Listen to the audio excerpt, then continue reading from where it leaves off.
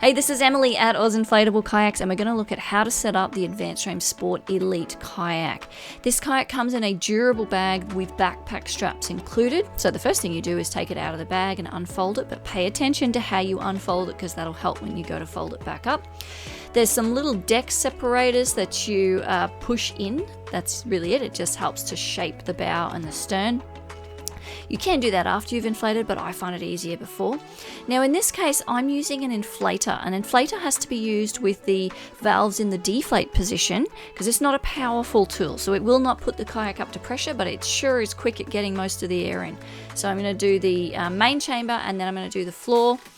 And once they're up to pressure, I'm doing the deck lifts here. As you can see, the deck lifts are very low pressure. So none of this requires a pressure reading at this stage. Now you can see I'm using the screw-on adapter with the double action hand pump, and this is where I'm looking to get up to 2 psi, but you can see it only really takes a few pumps to get there once the kayak's full of air. There's a little black cap you can pop over the valve. That's basically a fail-safe. When the valve is on inflate, it is very secure, very good at holding air.